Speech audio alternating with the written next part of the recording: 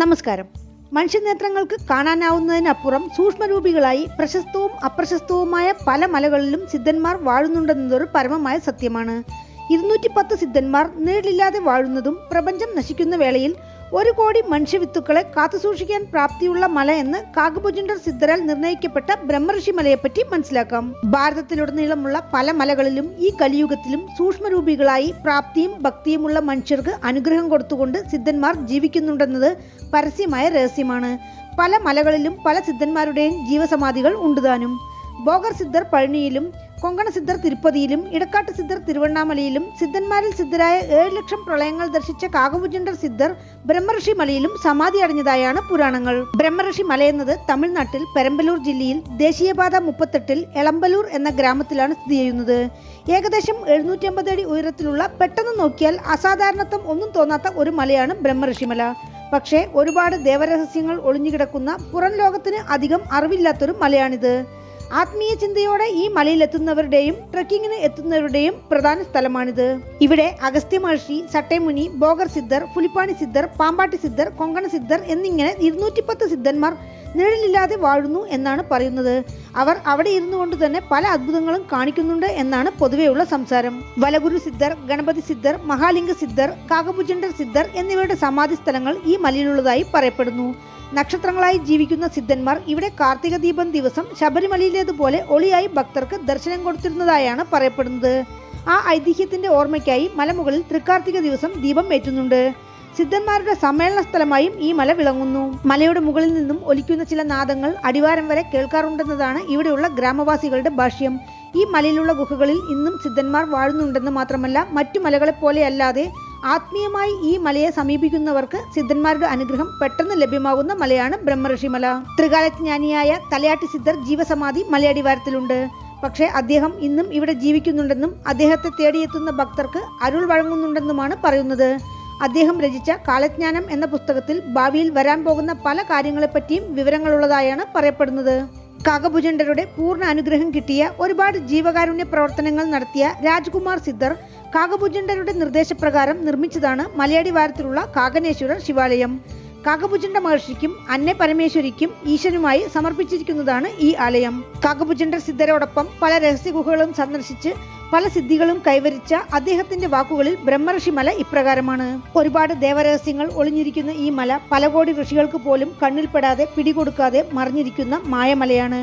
പഞ്ചപാണ്ഡവന്മാർ വസിച്ച ഈ മലയിൽ ദ്രൗപദീശ്വരി എന്ന ആദിപരാശക്തി നളിനിയമ്മനായി അവതാരമെടുക്കുമെന്നാണ് സിദ്ധരുടെ വാക്യം. അഷ്ടദിക്പാലകരാലും ദേവന്മാരാലും ഋഷികളാലും പൂജ ചെയ്യപ്പെടുന്നതും കാകഭുജണ്ഡ മഹർഷിക്ക് ഈശ്വര ദർശനം കിട്ടിയ മലയുമാണിത്.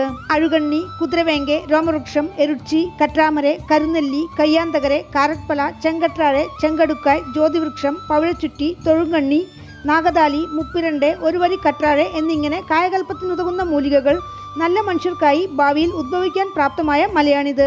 ഏതുവിധ അസുഖങ്ങളും മാറ്റാനുള്ള മനുഷ്യഗന്ധം കിട്ടുന്ന മാത്രയിൽ ഭൂമിക്കടിയിലേക്ക് താഴുന്ന ദേവലോക മൂലികകൾ ഇവിടെയുണ്ട്. അപ്പോൾ പിന്നെ എങ്ങനെ അത് പറിച്ചെടുക്കും എന്ന ചോദ്യത്തിന് അതിനെ പുറത്തു കൊണ്ടുവരാനുള്ള മറ്റൊരു മൂലിക കയ്യിൽ പിടിച്ചാണ് സിദ്ധവൈദ്യന്മാർ ഈ മരുന്ന് തിരയുന്നത്. അഷ്ടകർമ്മങ്ങളായ മോഹനം, വശ്യം, ഉച്ചാടനം, സ്തംഭനം, മാരണം എന്നിവയിൽപ്പെട്ടു പോയവർ ഈ മലയിലുള്ള അഷ്ടസിദ്ധിക്ക് ആധാരമായ കാറ്റ് ശ്വസിച്ചാൽ എല്ലാം മാറിപ്പോകും. ഈ മലയിൽ ഋഷികളും സിദ്ധന്മാരും ദേവഗണങ്ങളും പൂക്കളും ചെടികളും വൃക്ഷങ്ങളും പറവകളും മൃഗങ്ങളുമായി ജീവിക്കുന്നതിനാൽ 16 വർഷം തപസ് ചെയ്താൽ കിട്ടുന്ന ഫലം ഇവിടെ ഒരു ദിവസം ഉപവാസമെടുത്താൽ സിദ്ധിക്കും. കലിയുഗത്തിൽ ഗുരു കിട്ടാതെ കഷ്ടപ്പെടുന്ന ആത്മീയാന്വേഷികൾക്ക് ഇവിടം സന്ദർശിച്ചാൽ ഗുരുവില്ലാതെ തന്നെ ഗുരുദീക്ഷ ലഭിക്കും എന്നു മാത്രമല്ല, അനേകം യാഗങ്ങളും ഹോമങ്ങളും ചെയ്ത ഫലവും കിട്ടും. മല ഉച്ചിയിലുള്ള കൊങ്കണ സിദ്ധർ തൂണിൽ പുഷ്പം, പാൽ, പഴം, തേൻ ഇത്യാദി വസ്തുക്കളാൽ അഭിഷേകം ചെയ്യുന്നവരെ ദേവലോകം ആദരിക്കും. കൊങ്കണ സിദ്ധർ സ്ഥാപിച്ച തൂണിന് തിരുപ്പണികൾ ചെയ്യുന്നവർ പരമപദം പോകും. ബ്രഹ്മഋഷി മലയിൽ നന്ദവനം വളർത്തുന്നവർ ദേവലോകത്തിൽ സന്തോഷത്തോടെ വിഹരിക്കും. മലയിലെ മൂർത്തികൾക്ക് മലർമാല ചാർത്തുന്നവർ, അഭിഷേകങ്ങൾ നടത്തുന്നവർ, വാസനാദ്രവ്യം പൂശുന്നവർ, ദീപധൂപ ആരാധനകൾ ചെയ്യുന്നവർ ദേവഗണങ്ങളായി മാറും. ബ്രഹ്മഋഷിമല നായകന്മാർക്ക് 6 കാല പൂജ നടത്തുന്നവർക്ക് സാലോഗ്യ, സാമീപ്യ, സാരൂപ്യ, സായുജ്യ പദവിയും, ഉത്സവകാലങ്ങളിൽ അന്നം ജലം ദാനം ചെയ്യുന്നവർക്ക് മോക്ഷവും ലഭിക്കും. പ്രദോഷം, അമാവാസി, പൗർണമി എന്നീ ദിവസങ്ങളിൽ ഈ മല സന്ദർശിച്ച് പ്രാർത്ഥിക്കുന്നവർക്ക് ഭൂലോകത്തിൽ ഇന്ദ്രനെയും കുബേരനെയും പോലെ ജീവിതവും മരണാനന്തരം ദേവലോക ജീവിതവും സിദ്ധിക്കും. ഇവിടെ കാർത്തിക ദീപമേറ്റി വഴിപാട് ചെയ്യുന്നവർ ദേവന്മാരുടെ കൂടെ ചേരും. വീണ്ടും ഒരു പ്രളയം ഏർപ്പെട്ട് പ്രപഞ്ചം നശിക്കുമ്പോൾ 1 കോടി മനുഷ്യവിത്തുക്കളെ കാത്തുരക്ഷിക്കുന്ന മനുഷ്യനേത്രങ്ങളാൽ കാണാൻ സാധിക്കാത്ത പാതാളസുനിയുള്ള മായമന്ത്ര മലയാണ് ബ്രഹ്മഋഷിമല എന്നത് കാകഭുജണ്ഡർ സിദ്ധരുടെ വാക്കാണ്. ഇതുപോലെ പല രഹസ്യങ്ങളും ഇനിയുമുണ്ടെങ്കിലും വെളിപ്പെടുത്താൻ സമയമായിട്ടില്ലാത്ത മന്ത്രമലയാണിതെന്നാണ് രാജ്കുമാർ സിദ്ധരുടെ ഭാഷ്യം. ഇത്രയും ദേവരഹസ്യങ്ങൾ ഒളിഞ്ഞുകിടക്കുന്നതും അധികമാരുടെയും ശ്രദ്ധയിൽപ്പെടാത്തതുമായ ബ്രഹ്മഋഷി മലയടിവാരത്തിൽ കാകനേശ്വരർ ശിവൻകോവിൽ 2020 ഓഗസ്റ്റ് 8 പൗർണമിക്ക് സമാധി അടഞ്ഞ രാജകുമാർ സിദ്ധരുടെ ജീവസമാധിയും ക്ഷേത്രത്തിലുണ്ട്. മലയടിവാരത്തിൽ തന്നെ പിള്ളയാർ കോവിലും കറുപ്പണ്ണസ്വാമി സന്നിധിയുമുണ്ട്. മല കയറുന്നവർ ആദ്യം ശിവഭഗവാനെയും തിരിച്ചു പോകുമ്പോൾ കറുപ്പണ്ണസ്വാമിയോടും പറഞ്ഞിട്ട് പോകണമെന്നതാണ് വിധിമുറ. ഇവിടെയുള്ള ശെൽവ മഹാവെട്രി ഗണപതിയെ പുതിയ തൊഴിൽ തുടങ്ങുന്നവരും ബിസിനസ്സുകാരും പ്രാർത്ഥിച്ചാൽ നല്ല ലാഭം കിട്ടും എന്നാണ് വിശ്വാസം. ഈ ചെറിയ ശിവക്ഷേത്രത്തിൽ കൊടിമരവും ബലിപീഠവും നന്ദി ഭഗവാനെയും കഴിഞ്ഞാൽ ശ്രീ പരമേശ്വരൻ കാകനേശ്വരർ എന്ന നാമത്തിൽ അനുഗ്രഹം ചൊരിയുന്നു. ക്ഷേത്രത്തിൽ വള്ളിദേവ്യാനി സമേത മുരുകനും നാഗർക്കും ഭാര്യമാരോടൊപ്പം നവഗ്രഹങ്ങൾക്കും സന്നിധിയുണ്ട്. മല കയറുന്നതിന് സ്ത്രീകൾക്കും കുട്ടികൾക്കും വൃദ്ധജനങ്ങൾക്കും തടസ്സമില്ല. വിവാഹിതരാവാത്ത പ്രണയിതാക്കളും സ്കൂൾ കോളേജ് വിദ്യാർത്ഥിനികളായ പ്രണയ ജോഡികളും മല കയറാൻ പാടില്ല എന്ന് ക്ഷേത്രത്തിൽ ബോർഡ് വച്ചിട്ടുണ്ട്. പർവ്വതമല, കൊണ്ടരങ്കിമല, അയ്യർമല പോലെയല്ലാതെ തികച്ചും വ്യത്യസ്തമാണ് ബ്രഹ്മഋഷിമല. മല കയറുന്നിടത്ത് മാത്രം കുറച്ച് പടികൾ, പിന്നെ കരടുമുരടായ പാതകളും പാറക്കല്ല് പതിച്ച പാതകളും മാത്രമാണുള്ളത്. ഇടയ്ക്കിടെ മാത്രം യാത്രക്കാർക്ക് പിടിക്കാൻ വഴിയിൽ കമ്പികൾ പിടിപ്പിച്ചിട്ടുണ്ട്. ഏകദേശം 1 മണിക്കൂറെങ്കിലും എടുക്കും മല ഉച്ചിയിലെത്താൻ. മലയുടെ ഒരു ഭാഗത്ത് തിരുമംഗലിയമ്മൻ കോവിലും ഒരൊറ്റ പനമരവും. ചോളരാജാക്കന്മാരുടെ കാലത്തുള്ള പുരാതന കോവിലാണെന്നാണ് അനുമാനം. പോകുന്ന വഴിയിൽ ഒരു വലിയ കിണറുമുണ്ട്. മല ഉച്ചിയിൽ ഒരു പരന്ന പാറയിൽ കൊങ്കണ സിദ്ധർ തൂൺ. ഭക്തർ ഈ തൂണിന് പൂമാല ചാർത്തി പ്രാർത്ഥിക്കുന്നു. ഇത് കമ്പനാരായണ പെരുമാളാണെന്നും പറയുന്നുണ്ട്. അതിനടുത്തായി കറുപ്പസ്വാമി, നരസിംഹസ്വാമി ശിലകൾ. തൊട്ടടുത്ത് തന്നെ ഒരു ദീപസ്തംഭം. അവിടെ ഒരു കെടാവിളക്ക് എരിഞ്ഞുകൊണ്ടിരിക്കുന്നു. പൂജാരിമാർ ദിനവും മല കയറി വന്ന് വിളക്ക് തെളിയിക്കുന്നു.